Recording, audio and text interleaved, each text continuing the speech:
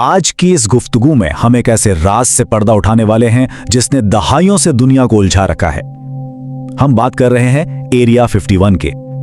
Nevada के एक बिल्कुल सुनसान और वीरान सहराई मिलिट्री बेस ने आखिर किस तरह पूरी दुनिया में एलियंस और उड़न तश्तरियों के जुनून को जन्म दिया। हम सब ने कभी ना कभी एरिया 51 के बारे में जरूर सुना है, लेकिन इसके पीछे की असल हकीकत क्या है? तो चलिए बगैर किसी ताखीर के सीधे तारीखी हकायक और कुछ इंतहाई हैरानकुन आदाद शुमार की मदद से इस मुअम्मे को समझते हैं। अब इस आलमी जुनून का अंदाजा आप सिर्फ इस एक वाक़े से लगाइए जो 2019 में पेश आया। फेसबुक पर स्टॉर्म एरिया 51 के नाम से एक इवेंट शुरू हुआ। इसके बनाने वाले मैटी रॉबर्ट्स ने महज मजाक में वीडियो गेम्स खेलते हुए लोगों को मशवरा दिया कि अगर हम सब मशहूर जापानी कार्टून वाले अंदाज में यानी नारुतो रन करते हुए बेस की तरफ दौड़ें तो हम उनकी गोलियों से बच सकते हैं। लेकिन ये मजाक इंटरनेट पर जंगल की आग की तरह फैल गया और ये इतना वायरल हुआ कि खुद मैटी उस वक्त घबरा गया जब अगली ही सुबह ठीक 10 बजे FBI के एजेंट्स तफ्तीश के लिए उसके दरवाजे पर खड़े थे। इंटरनेट की दुनिया और असल हकीकत में कितना बड़ा फर्क होता है, ये चार्ट इसकी बेहतरीन मिसाल है। जरा सोचें, 20 लाख लोगों ने पूरे जोशो खरोश से दावा किया कि वो हर हाल में इस फौजी अड्डे पर धावा बोलकर सारे सरकारी राजों से पर्दा उठा देंगे। लेकिन जब वक्त आया तो सहरा की सख्त गर्मी और दुश्वार गुजार रास्तों ने तकरीबन सबका ही इरादा बदल दिया।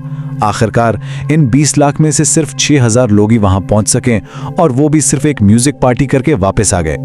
और ये नंबर देखिए, 54।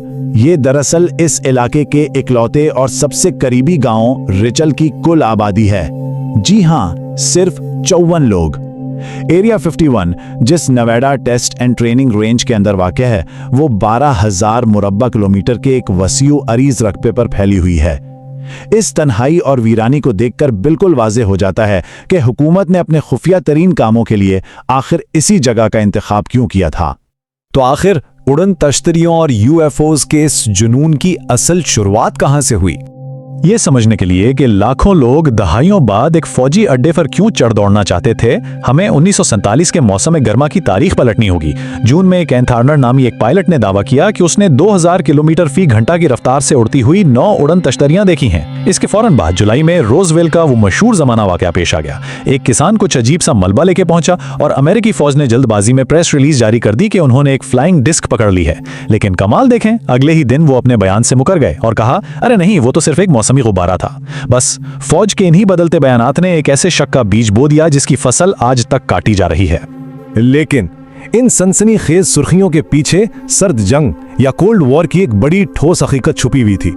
उड़न तश्तरियों की इन तमाम कहानियों के पीछे दरअसल जमीनी सियासत और जोग्राफियाई कशमकश चल रही थी। 1950 की दहाई में CIA को शिद्दत से एक ऐसे तैयारी की जरूरत थी जिसे रेडार ना पकड़ सके, ताकि वो सोवियत यूनियन के एटमी प्रोग्राम पर नजर रख सकें, वो भी सैटेलाइट्स के बगैर। और यूं प्रोजेक्ट एक्वाटोन का आगाज हुआ।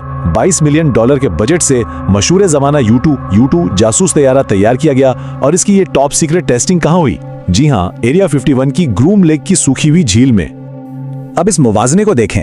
एक आम मुसाफिर तैयारा 10 से 20 हजार मीटर की बुलंदी तक उड़ता है, लेकिन जब अमेरिकी फौज ने SR-71 ब्लैकबर्ड तैयारा बनाया तो उसकी रफ्तार 3400 किलोमीटर फी घंटा थी और वो 26,000 मीटर की बुलंदी पर परवास कर सकता था। जरा तसव्वुर करें, गुरूब आफ्ताब के वक्त जब जमीन पर अंधेरा छा रहा होता तो इतनी बेपनाह बुलंदी पर उड़ते हुए इस इंतहाई तेज रफ्तार तैयारे पर सूरज की आखिरी किरणें पड़कर चमकती। अब जाहिर है, जब आम लोगों ने जमीन से आसमान पर यह हैरत अंगेज और चमकती हुई चीज देखी तो उन्होंने इसे कोई जदीद एलियन टेक्नोलॉजी ही समझना था। और यहां CIA ने एक बहुत ही कमाल का खेल खेला। अवाम के इस UFO वाले जुनून को उन्होंने एक पर्दे के तौर पर इस्तेमाल किया। जब लोग इन अजीब तैयारों को देखकर खलाई मखलूक के किस्से बनाते तो CIA ना तो उनकी तस्दीक करती और ना ही तरदीद। इनके लिए तो एक बेहतरीन मौका था। भाई, लोग जितना एलियंस पर ध्यान देंगे उतनी ही आसानी से उनके अपने खुफिया तरीन एविएशन प्रोजेक्ट्स दुनिया की नजरों से बचे रहेंगे।